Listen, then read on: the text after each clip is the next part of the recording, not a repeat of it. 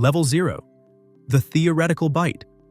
At this level, venom is a biological concept, not a medical event. It is the faint itch from a common house spider, the negligible pinch of an ant. These creatures may possess venom glands, but their formula is too weak or too specialized for small insects to affect a human. The death count is 0. It is a background reminder that we share our world with armed inhabitants, though their weapons are not meant for us. This stage highlights how much of the natural world is misunderstood. Many people fear spiders or ants instinctively, yet most of their venom has almost no measurable impact on human physiology. For them, venom is a survival tool against tiny prey, not a weapon for giants like us. The concept of venom here is best seen as evolutionary fine-tuning rather than a threat. Even so, the existence of venom at this harmless level serves as a reminder that danger is a spectrum, beginning with whispers before escalating into roars. Level 1. The irritant here, venom announces its presence as a nuisance. The welt from a mosquito, the sharp poke of a fire ant, the mild sting of a sweat bee, these are chemical warnings designed to irritate. The body reacts with histamine, redness, swelling, and an annoying itch. The death count remains effectively 0, save for the rare, tragic cases of anaphylaxis where the body's own defense turns lethal. For most, this venom is a temporary distraction, forgotten within an hour. This level demonstrates how venom affects human behavior more than human biology. A mosquito bite may not endanger life directly, yet it alters patterns of sleep and comfort. Communities in mosquito-prone regions adapt their lifestyles to avoid exposure, using nets, sprays, and repellents. Venom here works indirectly, shaping habits through irritation rather than destruction.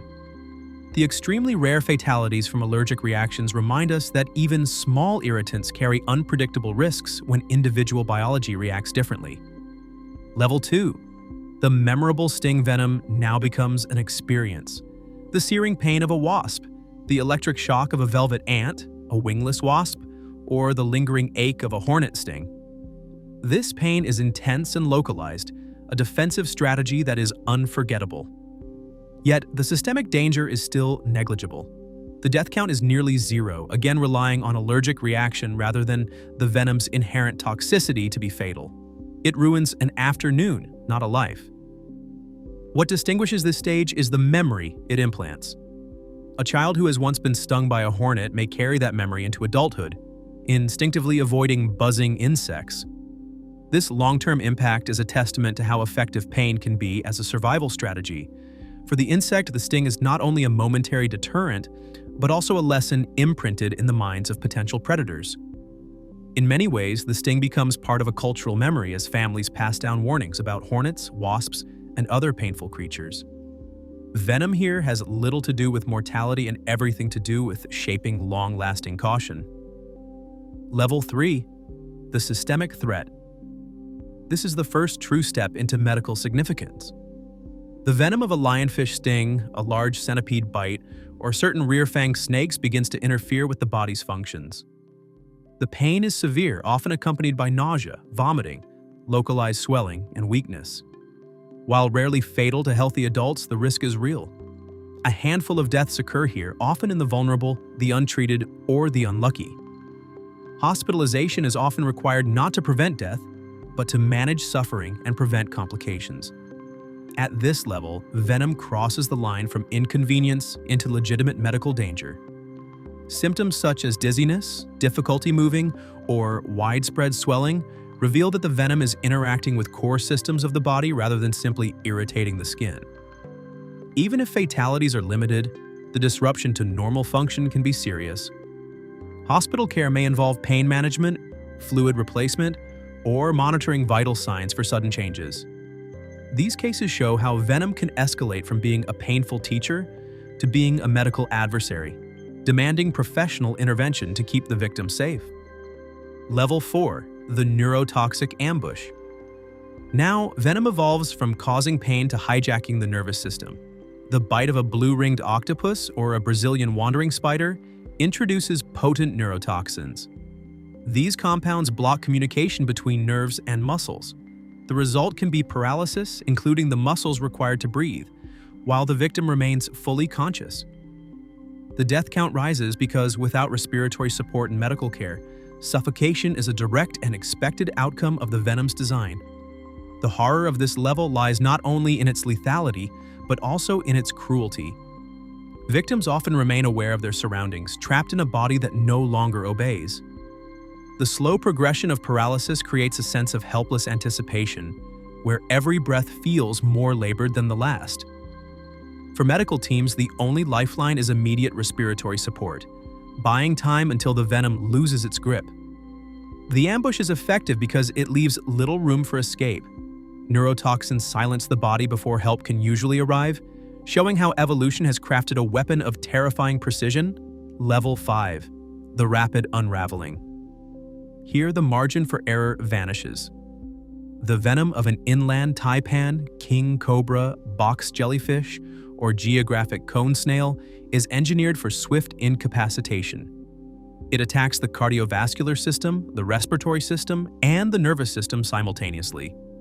Without rapid administration of anti-venom and intensive medical intervention, death from cardiac arrest or respiratory failure is common. The death count is significant.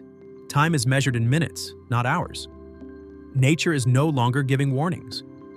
What makes this stage distinct is the absence of second chances. Even a brief delay can prove fatal, as Venom acts with overwhelming speed across multiple systems at once. These creatures possess some of the most refined toxins in the animal kingdom, ensuring that prey has no opportunity to escape. Humans caught in such encounters are rarely prepared, especially when far from specialized medical centers. Level 6. The cellular meltdown. Some venoms forego neurotoxicity for sheer physical destruction. The hemotoxic and cytotoxic venoms of vipers, rattlesnakes, and boomslangs act as a wrecking ball. They rupture cells, prevent blood from clotting, and cause tissues to necrose and die. Victims may bleed from their gums and eyes as their internal organs fail. The death count is high, often resulting from catastrophic hemorrhage or kidney failure even after treatment has begun. The venom doesn't just kill, it dismantles the body from within. This level is particularly devastating because even survival often comes at a cost. Victims who live may face amputations, organ transplants, or lifelong disabilities. Cellular meltdown turns the body against itself, causing slow-motion destruction that extends beyond the initial bite or strike. The venom at this level is a brutal reminder that survival is not always the same as recovery. Level 7. The inevitable end. This is the domain of the most efficient killers. A substantial envenomation from a black mamba, a coastal taipan, or a major box jellyfish, Chironex fleckeri, offers almost no window for recovery. Collapse can occur within minutes. The venom works with such speed and ferocity that even with prompt medical care, survival is not guaranteed. The death count is expected. The biological machinery is shut down faster than medicine can reboot it. Here, venom achieves near certainty. Victims may collapse so quickly that even emergency responders cannot begin intervention before systems fail. Level 8. The unthinkable extreme. This level is largely theoretical in human encounters. It represents a venom so perfectly optimized and potent that its effect is near instantaneous, a true biological kill switch. While no known animal achieves this perfectly in humans, the concept exists in nature. The batrachotoxin on the skin of a golden poison dart frog can stop a human heart in minutes. It is a reminder that biology holds the potential for absolute lethality.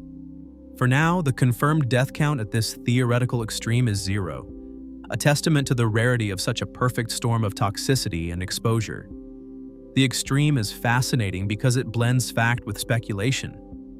While no venom has yet achieved instant lethality in humans, toxins such as batrachotoxin prove that nature holds the blueprint for such power. For scientists, studying these extremes provides insight into both danger and medicine, since some of the world's most deadly substances have inspired life-saving drugs. The unthinkable extreme is less about current danger and more about possibility, showing us that evolution may hold even greater weapons than we have already seen.